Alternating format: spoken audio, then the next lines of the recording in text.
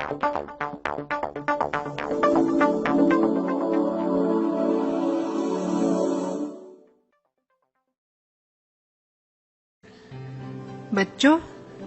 आज हम स्वर नाम के बारे में जानेंगे।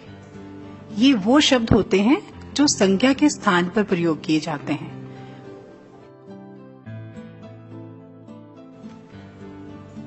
इसकी परिभाषा इस प्रकार है। जो शब्द संज्ञा के स्थान पर प्रयोग होते हैं उन्हें स्वर नाम कहते हैं। जैसे तुम, वह, हमारा, वे, उसका, उसकी, यहाँ, वहाँ, कहाँ, किधर इत्यादि। ये वाक्य को और भी सुंदर बना देते हैं। अगर हम बार बार संज्ञा के शब्दों का प्रयोग करेंगे, जैसे राम मेरा मित्र है, राम 5वीं कक्षा में पढ़ता है, राम बहुत ही ईमानदार है, ऐसे हम बार बार अगर राम राम राम का ही नाम हम बार बार कहेंगे तो ये थोड़ा सा अच्छा नहीं लगता है सुनने में। इसके स्थान पर हम वह शब्द का उपयोग करेंगे। इसी तरह से हमें पता चलता है कि स्वर नाम जो शब्द हैं संज्ञा के स्थान पर प्रयोग होते हैं और वाक्य को सुंदर बनाते हैं। इसके 5 प्रकार हैं। नंबर 1, व्यक्तिवाचक। इसे पुरुषवाचक भी कहते हैं, पर्सनल प्रोनाउन। दूसरा है निश्चयवाचक, डेमोन्स्ट्रेटिव प्रोनाउन। और तीसरा है अनिश्चयवाचक सर्वनाम, इंडेफिनिट प्रोनाउन। और चौथा है संबंधवाचक, रिलेटिव प्रोनाउन। 5वां है प्रश्नवाचक सर्वनाम, इंटेरोगेटिव प्रोनाउन। पर्सनल प्रोनाउन, व्यक्तिवाचक सर्वनाम, ये मुख्य 3 प्रकार के होते हैं। प्रथम पुरुष, द्वितीय पुरुष और तृतीय पुरुष। जैसे मैं, मेरा, हम, हमारा। हम और हमारा शब्द कभी कभी मैं और मेरा के लिए भी प्रयोग होते हैं और ये ज्यादातर बिहार और मध्य प्रदेश के लोग बातचीत में प्रयोग करते हैं। प्रथम पुरुष, इसे उत्तम पुरुष के रूप में भी जानते हैं। जैसे मैं गा रहा हूं, आई एम सिंगिंग। मैंने कविता लिखी है, आई रोट पोएम। हमारा घर दिल्ली में है। इसमें मैं, मैंने, हमारा, ये प्रथम पुरुष के बारे में बताते हैं। हम मुंबई जाने वाले हैं, we are going to Mumbai. यहाँ कुछ उदाहरण द्वितीय पुरुष और मध्यम पुरुष के देखेंगे। तेरा, आप, ये शब्द वचन और बहुवचन दोनों के लिए प्रयोग होता है। उदाहरण, तुम मेरे साथ आओगे, will you come with me.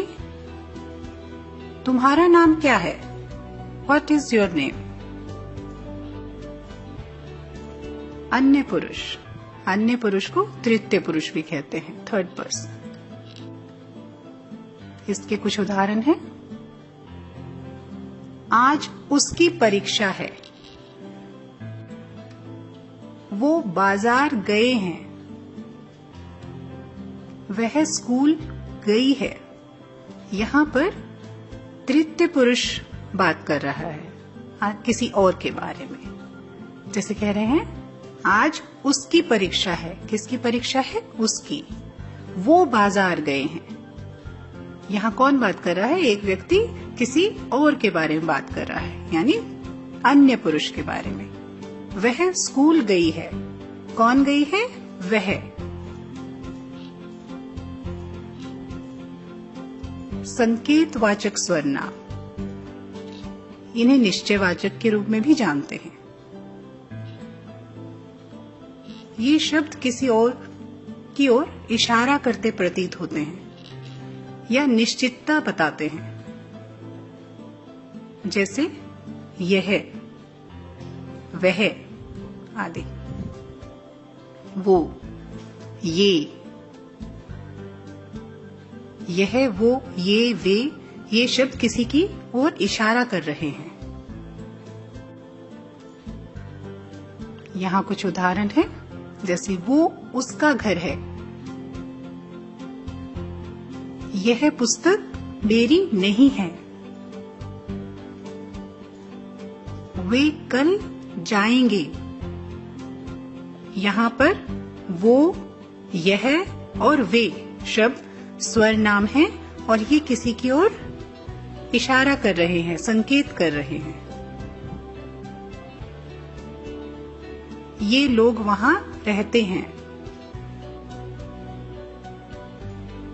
अनिश्चयवाचक सर्वनाम, यहाँ पर किसी भी वस्तु के बारे में निश्चित नहीं है, इसीलिए इसे अनिश्चयवाचक सर्वनाम कहा गया है।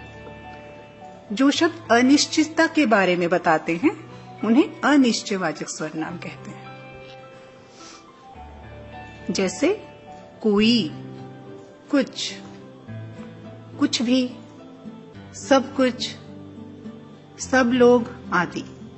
ये जो शब्द हैं, कोई, कुछ, कुछ भी, ये किसी के बारे में सही मात्रा में या सही लोगों के बारे में नहीं बता रहे हैं, यानी अंदाजा लगा रहे हैं।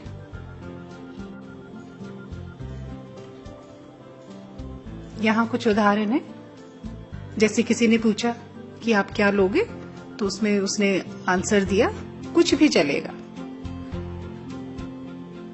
कोई जा रहा है, कुछ करना होगा, सब लोग आएंगे। इन वाक्यों में ऐसा कुछ निश्चित नजर नहीं आ रहा है। जैसे हम कहेंगे कि मुझे कुछ पानी चाहिए, मुझे थोड़ा चाहिए या ज्यादा चाहिए, है ना। यहाँ पे बोला गया है कुछ भी चलेगा। जैसे कोई जा रहा है, मतलब उस पर्सन के बारे में पता नहीं है। कुछ करना होगा, मतलब उसे निश्चित नहीं है कि क्या करना है। सब लोग आएंगे, कितने आएंगे मालूम नहीं। संबंधवाचक सर्वनाम, ये शब्द दो लोगों, शब्दों या वस्तुओं के बीच में संबंध बताते हैं, उसे जोड़ता हुआ प्रतीत होते हैं। जैसे जो, जिसकी, जैसा। इसके कुछ उदाहरण हैं, उसके जैसा कोई नहीं, जो कल आएगा उसको देना। प्रश्नवाचक सर्वनाम, ये शब्द प्रश्न करते हुए प्रतीत होते हैं, या ऐसे कहेंगे इन वाक्यों में प्रश्न पूछा गया है। जैसे कौन, क्या, किसको। इसके कुछ उदाहरण इस तरह से हैं, क्या बात है, कौन बनेगा करोड़पति, किसको पुस्तक दी। ठीक है, इन वाक्यों से ऐसा पता चल रहा है कि कोई किसी से प्रश्न पूछ रहा है। Thank you.